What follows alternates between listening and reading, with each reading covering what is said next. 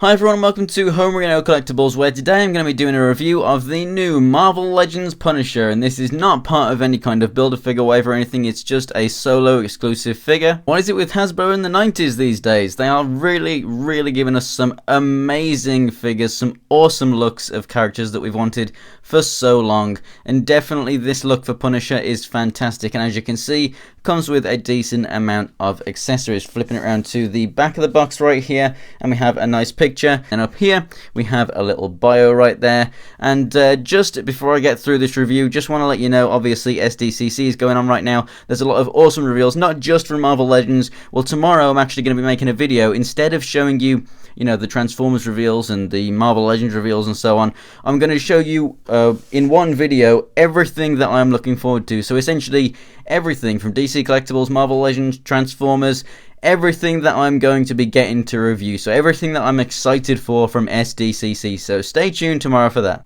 But for now, let's go ahead and get this thing open and take a closer look.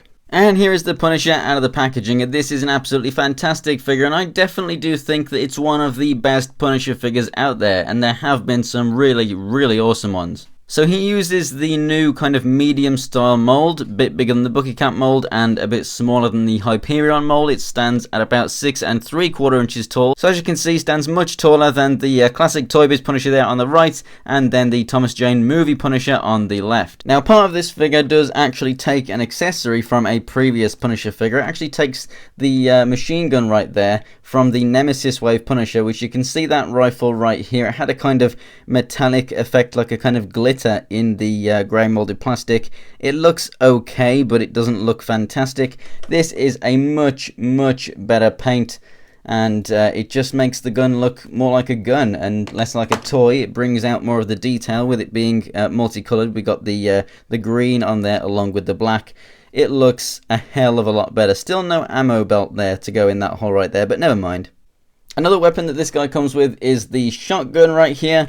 It is molded in white, which I don't really like all that much, especially with the random yellow line on there, which is obviously just showing the front of the magazine. But I really would prefer another accessory. I'd prefer one, maybe two pistols and have a holster on this guy. I think that would look so much better, seeing as the upper half of him looks very tactical, all the pouches and everything, and then you've got nothing on the legs. Like, he really should have a holster.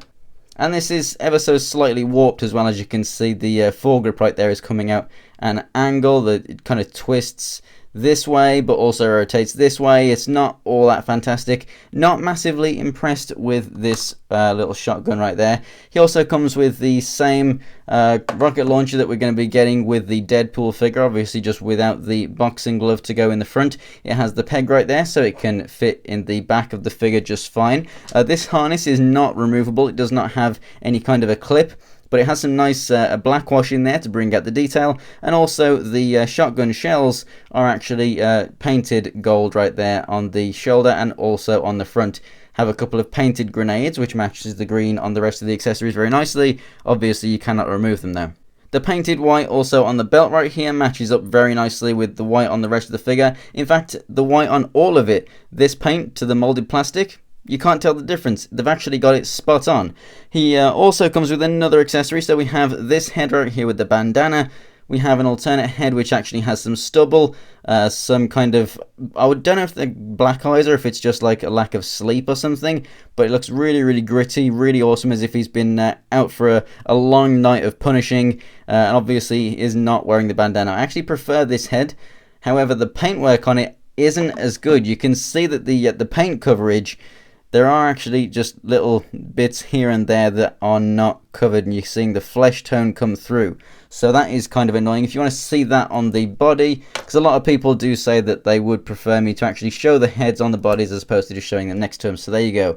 That is how that looks on there. I definitely prefer that. However, the one with the bandana makes the figure look a lot more unique. So although I don't like the facial expression and the detail and everything as much as this, I do definitely like the bandana head more, just because it's a very unique Punisher figure, and I collect Punisher figures. Like, I love Punisher, and you know, I don't have anything like this, so I'm probably going to display it with this head. So as for the articulation, the head moves up and down really well. One thing that's bad about this mold is you can just see the hinge in there and everything. That's not all that fantastic, but just don't move it back quite so far and it looks just fine. It moves left and right, and then you also get a good amount of pivot on there as well. The shoulder comes out to the side, it's quite stiff on this side, and then rotates. In fact, I'll just show you on this side because it's much easier to move. And then it rotates all the way around. Rotation at the upper part of the arm, double jointed elbows, and then the rotation and the hinge at the wrist. Both wrists don't have trigger fingers, but they do look okay wielding the weapons. I definitely think it would be much better if he had trigger fingers, to be honest though.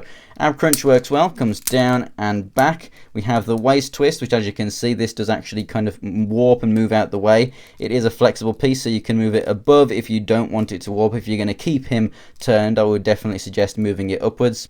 And then at the hips, they move forward, back a little bit, they come out just enough. Rotation at the upper part of the thigh, double jointed knees. We have a boot cut right here as well, and the feet move up and down and have ankle pivot. So this figure comes with a great amount of accessories, but it's nowhere near as good as, you know, some like Deadpool figures, like for example the one that's coming out in this X-Men wave, and then also, you know, the weapons included in this pack, for example, another Punisher. There's also the Epic Heroes Punisher, and a couple others as well. That Thomas Jane one came with a couple and stuff. Like, you know, all Punishers pretty much come with absolutely fantastic weaponry. Yeah, I definitely think that Punisher figures, I can pretty much recommend every single one that Toy Biz have done, but I do think that this is probably their best to date, and it does go with all the 90s figures that they're bringing us nowadays, so that's absolutely fantastic. So thanks for watching, guys. If you enjoyed the video, go ahead and give it a like, and if you want to see more pictures of anything else from my collection, check out my Instagram. It's Homerino123, and the link is in the description below. And for more Marvel Legends reviews, go ahead and subscribe. So thanks for watching, guys, and I'll see you next time.